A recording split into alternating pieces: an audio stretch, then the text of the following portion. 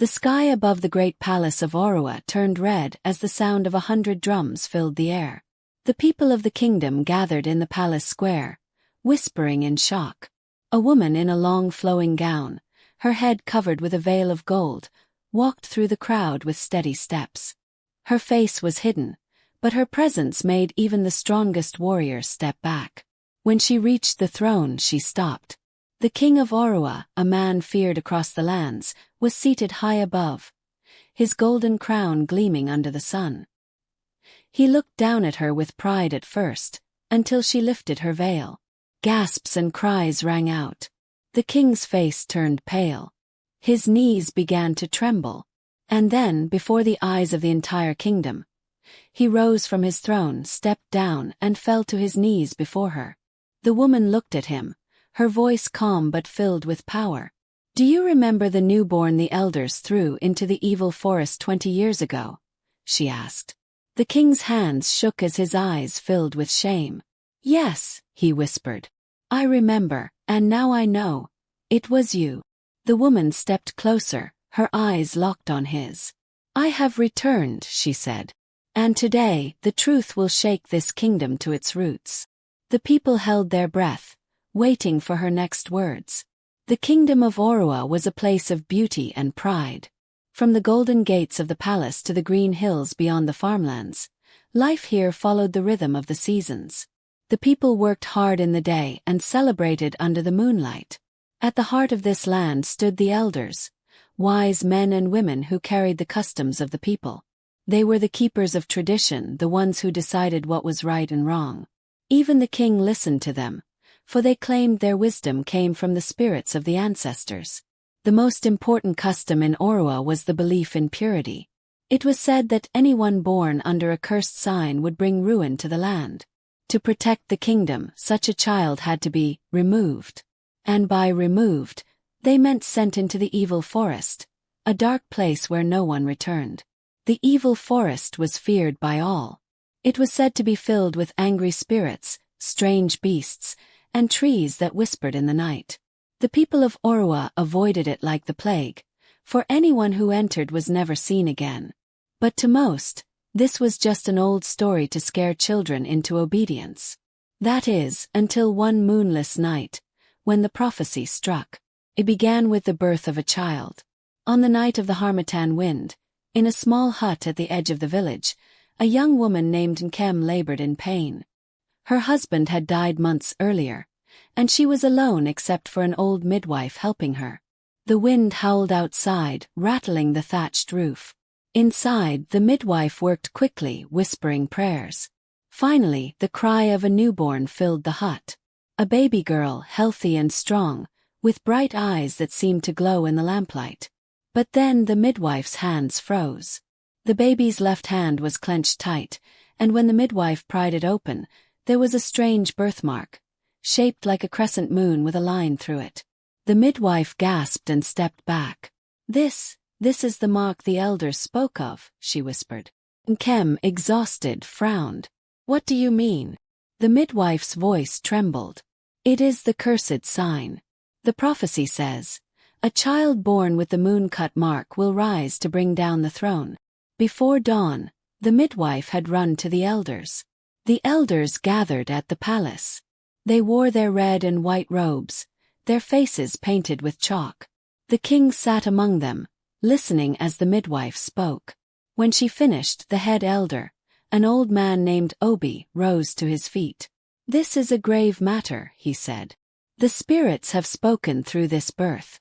If we keep this child, Orua will fall. She must be taken to the evil forest before the sun sets."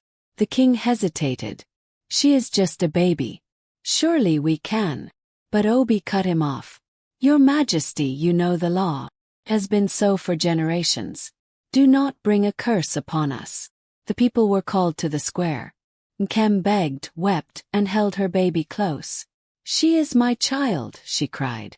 "She has done nothing wrong." But the elders did not listen. They took the baby from her arms. The crowd watched in silence as the elders carried the newborn toward the dark trees of the evil forest.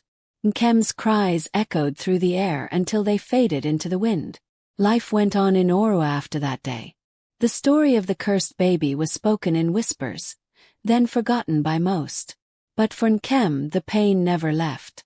She would often sit by the edge of the forest, staring into the shadows, wondering if her child had truly died, or if the spirits had taken her somewhere beyond human reach. Years passed. The kingdom thrived. But deep in the evil forest, something was growing, something the people of Orwa could never have imagined. One day, they would learn that the past never truly dies. It waits until the right time to return. And when it does, even kings will kneel. Many seasons passed in the kingdom of Orwa. Children were born, grew into strong men and women, and life carried on under the bright African sun. The drums of celebration echoed during harvests, and the gongs of warning sounded when storms or threats approached. To the elders, the cursed child had become nothing but a memory, another story to tell around the fire to keep children in line. But Nkem never forgot. She lived quietly on the edge of the village, her once bright eyes now shadowed by years of grief. The villagers called her the woman who talks to the forest, for she would often walk to the boundary where the trees began and speak in whispers. Some said she was talking to her child's spirit. Others said she had gone mad from loss. But Nkem was not mad. She carried a deep hope that her daughter had survived. And that hope kept her alive. One year, during the height of the dry season, a strange thing happened. The river that ran through Orwa, its lifeline, began to dry up. First, the people thought it was just the heat. But then the fish began to die, the crops withered, and the animals refused to drink from what little water was left. The elders gathered in the palace square, concern etched on their faces. They spoke of sacrifices to the river spirits, of digging deeper wells, of sending messengers to nearby kingdoms. But nothing worked. As the days passed, the people grew desperate. Mothers wailed for their hungry children. Men fought over the few buckets of water left in the village. Rumors began to spread. Some whispered that the river's spirit had been offended. Others said the ancestors were angry because of a forgotten sin. Then, Nkem spoke. She stood in the square one hot afternoon, her voice trembling but strong. "This is because of what was done years ago," she said. "The elders threw an innocent child into the evil forest. The spirits have not forgotten. They have closed the river until the wrong is made right." The crowd murmured. Obi, the head elder, frowned deeply. "Do not speak of that again, Nkem. The law was followed. That child was cursed." Nkem's eyes burned with anger. "Cursed? She was my daughter. And if she still lives, she is the key to saving us." Laughter rippled through some of the younger men. "How can a baby survive the evil forest?" one scoffed. "You waste your breath, old woman." But a few among the crowd exchanged uneasy glances. For in Orwa, even the most ridiculous rumors sometimes carried a seed of truth. That night, Nkem sat outside her hut, staring into the distance. The moon hung low in the sky, casting silver light on the dark line of the evil forest. She felt a pull, a whisper in her heart. And she knew. If the people of Orwa would not seek the child, she would. At dawn, she packed what little she had. A small gourd of water, a strip of dried meat, a charm made of cowrie shells, and a piece of cloth from the blanket her baby had been wrapped in the day she was taken. She walked toward the forest boundary. The villagers watched from a distance, shaking their heads. "She will not return," they muttered. But Nkem stepped past the last tree, disappearing into the shadows. The moment she did, the forest seemed to come alive. The air grew thick and heavy. The trees groaned as if warning her back. Somewhere deep inside something moved. And then she heard it. Voice, soft yet clear, calling her name. She froze. Her heart pounded. Could it be? Nkem's breath caught in her throat. The voice seemed to drift through the trees, carried on a wind that did not touch her skin. It called again, soft, calm, and strangely familiar. Nkem. Her knees felt weak. For 20 years, she had dreamed of hearing her child call her. But the voice was not the cry of a newborn. It was the voice of a grown woman. She took a shaky step forward, clutching the cowrie shell charm in her hand. "Who's there?" she whispered.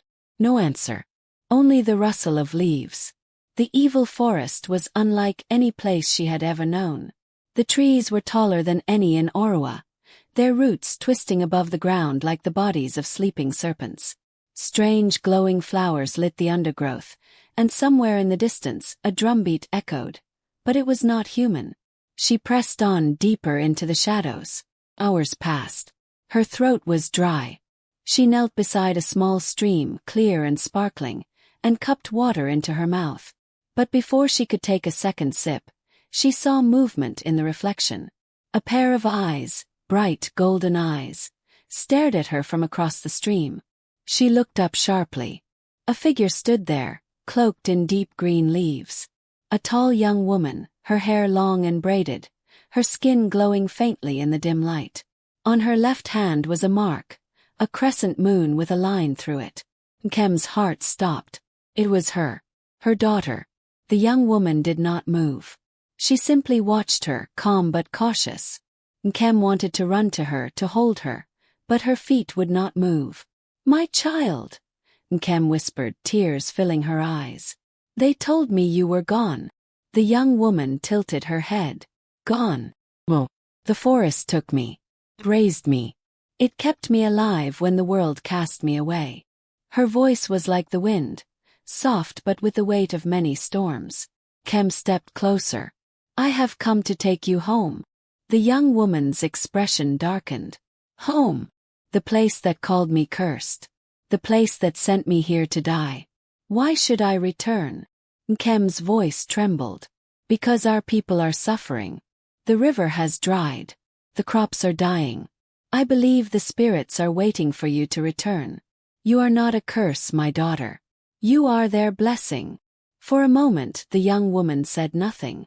Then she turned away and began walking deeper into the forest. "If you wish to leave here alive," she said without looking back, "you must follow me. But the forest will not let you go easily." Nkem followed, her legs aching. They passed through a valley of giant mushrooms, their tops glowing blue. Strange bird-like creatures with human faces watched from the branches above. The air grew colder, and then they reached a clearing, where a huge shadow moved between the trees. It was a beast unlike anything Nkem had seen. Its body was covered in thick black fur, its head shaped like a lion's but with horns like a ram. Its eyes burned red. The young woman stopped. "This is the guardian of the forest," she said quietly. "If you cannot pass it, you will never leave here." The beast let out a low growl and began to advance. Nkem's hand shook. She had no weapon, only her charm. The young woman turned to her. "If you trust me, do exactly as I say." The beast roared, shaking the ground. And in that moment Nkem realized, this was not just a test. It was a choice between life and death. The guardian of the forest stepped into the clearing, its horns scraping the low branches. Its breath was hot and smelled of damp earth and something metallic, blood perhaps. Its paws sank into the soil, each step sending a tremor through Nkem's legs. The young woman, her daughter, stood calmly as though the beast's size meant nothing. She turned to Nkem. "When I move, you move. When I kneel, you kneel. Do not speak. Do not run." Nkem swallowed hard and nodded. The beast let out a guttural snarl, its red eyes locked on Nkem. Slowly, the young woman raised her hand, palm outward, and began to chant in a low, rhythmic voice. The words were unlike anything Nkem had ever heard, fluid, strange, and powerful. The guardian's ears twitched. It stopped moving and tilted its head, watching her. "Step forward," the young woman whispered. Nkem obeyed, her knees trembling. The beast's eyes shifted to her, and it bared its teeth. She felt a wave of cold run down her back. "Now kneel," the young woman commanded softly. They both sank to the ground, pressing their foreheads to the soil. The chanting grew louder, faster. Nkem could feel the vibrations in her chest, as though the earth itself was answering. The guardian sniffed the air and circled them slowly. On the third circle, it stopped behind Nkem, so close she could feel its breath on her neck. "Do not move," the young woman whispered. Suddenly the beast roared, a deafening, earth-shaking sound. Nkem flinched but kept her head down, clutching the cowrie charm in her hand. And then, silence. She dared to raise her head slightly and saw the impossible. The guardian had lowered itself to the ground, bowing before the young woman. The young woman stood. "You may rise," she said to Nkem. The beast backed away, melting into the shadows until it was gone. Nkem's heart pounded. What just happened? Her daughter's gaze was steady. "The forest has accepted you. You are under my protection now." They continued walking until the trees thinned, and they came upon a vast pool of water, clear, shimmering, and glowing as if lit from below. "This is the heart of the forest," the young woman said. "The source of life for all rivers in the land. Yours is drying because the balance has been broken." Nkem stepped closer, the water reflecting her tired face. "What must be done?" she asked. The young woman's voice grew firm. "The elders must answer for what they did. I will return with you to Orua, but not as a helpless child. When I enter the palace, the king will kneel." Nkem's chest tightened. You will truly come home." Her daughter's lips curved into the faintest smile. "Yes, but before we leave this place, you must see the truth of who I am." She stepped into the glowing pool, and in that moment, something began to rise from beneath the water. The water around the young woman began to swirl, glowing brighter until Nkem had to shield her eyes. From beneath the surface, shapes emerged. Long strands of green like riverweed, shimmering fish with golden scales, and strange, ghostly hands that reached toward her daughter but did not harm her. Nkem's breath caught. The spirits of the water were real. Her daughter's voice echoed, not from her mouth alone, but from the very air and water around them. "I am not only the child you lost. I am the keeper of the forest and the rivers. The spirits raised me, taught me the old ways, and gave me power over what gives life to kingdoms." As she spoke, the crescent moon mark on her left hand began to glow brighter and brighter, until it looked like molten silver. Nkem stepped back, trembling. "They made you into a spirit's daughter." Her daughter nodded. "And now I must use that power to heal what your people have broken. But it will not be given freely. They must earn it."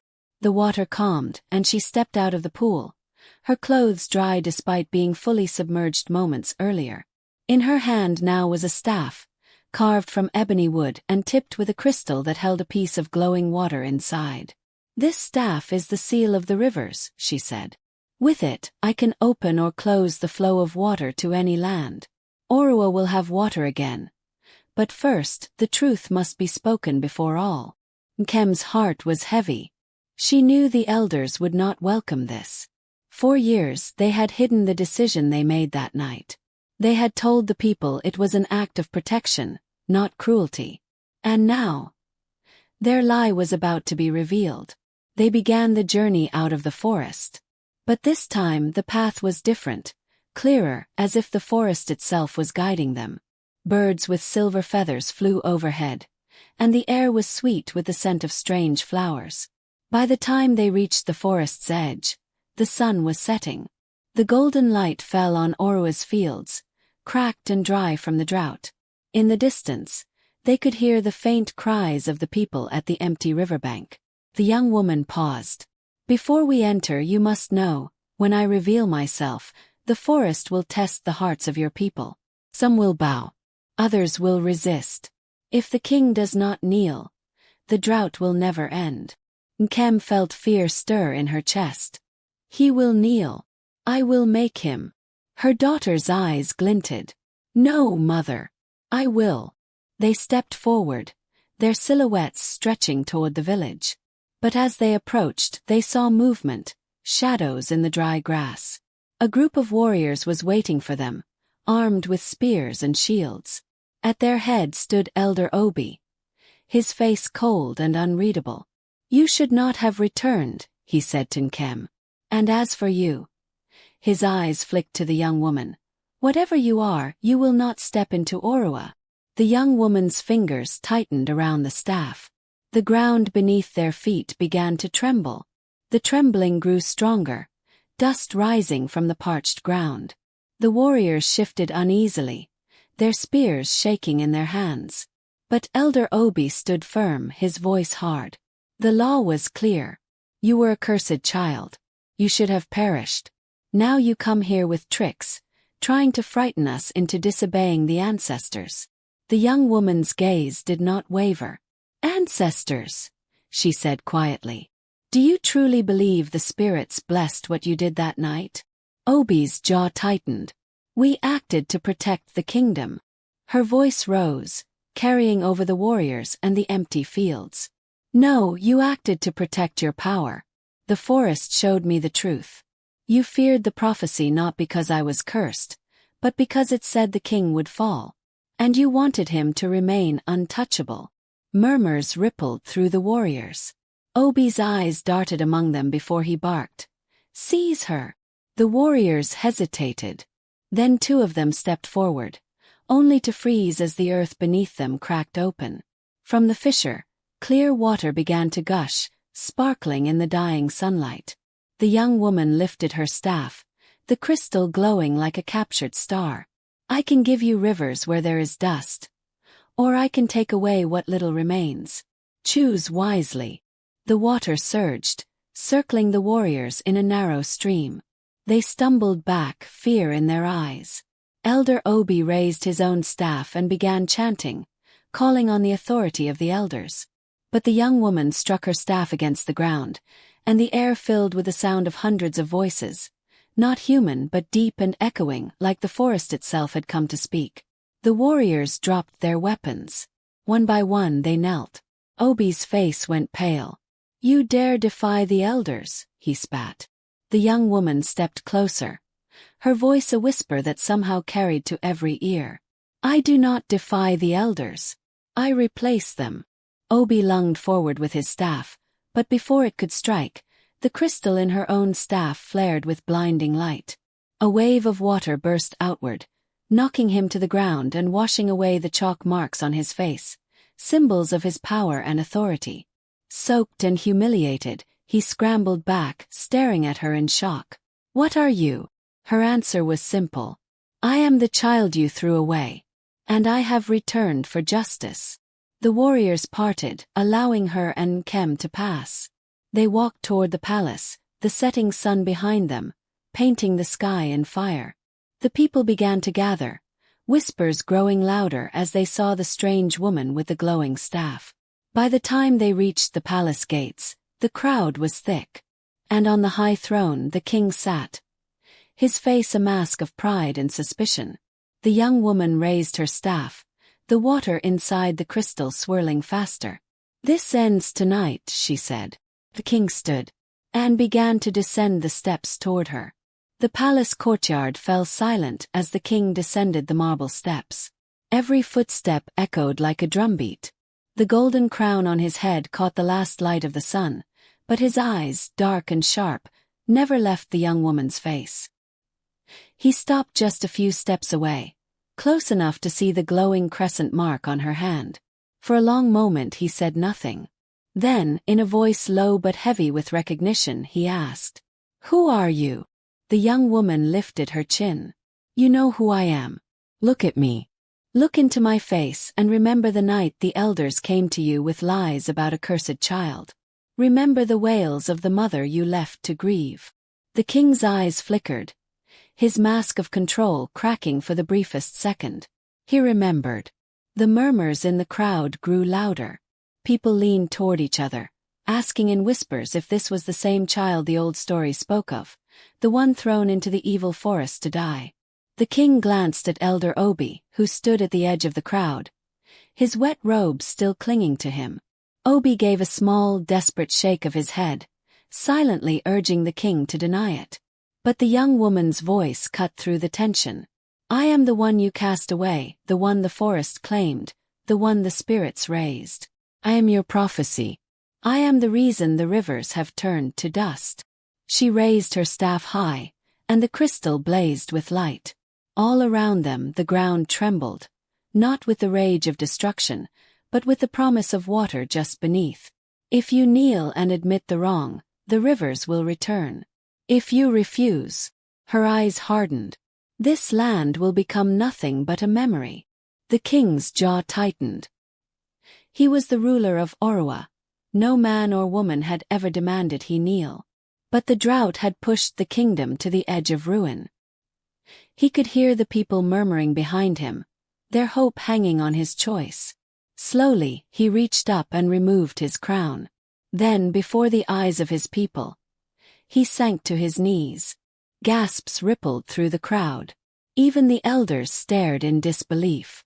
The king bowed his head. "I remember you now," he said quietly. "And I beg your forgiveness." The young woman stepped forward until she stood directly before him. Her voice was steady, but there was a hint of sorrow in it. "It is not my forgiveness you must seek. It is the land's." She struck the butt of her staff into the ground. A deep rumble filled the air, and from the cracks in the earth, water gushed forth, clear, cold, and endless. It flowed through the courtyard, rushing down the streets, racing toward the empty riverbed. The crowd cried out in joy, children splashing in the sudden streams. The drought was over, but the young woman did not smile. She turned her gaze to the elders, who now looked small and uncertain. "This is not the end," she said. "The forest demands more than water, demands truth. And tomorrow, before the whole kingdom, you will tell it." The king swallowed hard, still kneeling. "What truth?" She leaned closer, her words a whisper meant only for him. "The truth of why you agreed to cast me out." His eyes widened because she knew. She knew everything. Morning came with a sky washed clean, clouds drifting lazily over a kingdom that had drunk deeply from the returning waters. The river sang again, its voice mingling with the laughter of children and the relieved sighs of farmers. But the palace square was heavy with tension. Every man, woman, and child who could walk had gathered there, their eyes fixed on the raised platform where the king, the elders, Nkem, and the young woman stood. The king looked older today, the weight of the night before pressing on his shoulders. The elders shifted uncomfortably, chalk markings freshly painted on their faces in a desperate show of authority. The young woman raised her staff, and the murmurs fell into silence. "People of Orua," she said, her voice carrying to every corner of the square. "You have been told a story that a child was cursed and sent to die to protect you. But today you will hear the truth." She turned her gaze on Elder Obi. "Speak," she commanded. Obi's lips pressed into a thin line. But when the crystal on her staff flared, a low rumble shook the ground, and water began to seep upward through the cracks at his feet. He flinched, and the truth spilled out. "It was not the ancestors we feared," he said slowly, his voice trembling. "It was the prophecy, that a child born with the moon-cut mark would bring the king to his knees. We believed that if we removed the child, the throne would remain untouchable." Gasps swept through the crowd. Some turned to the king, their faces dark with betrayal. The young woman's eyes locked on the king. "And you?" she asked. "Why did you agree?" The king's jaw worked, but finally he spoke. "I believed them. I feared them. I feared losing my crown. So I allowed them to take you." Nkem's hands clenched at her sides.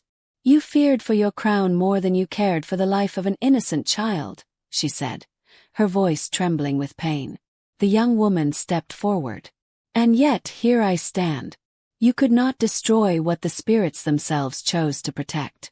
I am not here to take your crown, but to restore the balance you broke. This kingdom must never again harm its own out of fear or greed." She struck the staff against the stone. A rush of wind swept through the square, warm and clean. The river's song grew louder, and the air smelled of new rain. "This water will remain as long as you remember this day," she said. "Forget, and the drought will return." The king lowered his head. In front of the people, he knelt again, not out of fear this time, but in acknowledgement. The crowd, moved by the moment, bowed as well. Only the elders remained standing for a breath too long, until one by one, they too bent their knees. When the ceremony was over, the young woman turned to Nkem. "Will you stay in Orua with me?" Kem asked softly. The young woman smiled faintly. "For a time. But the forest is also my home now. I will walk between both worlds."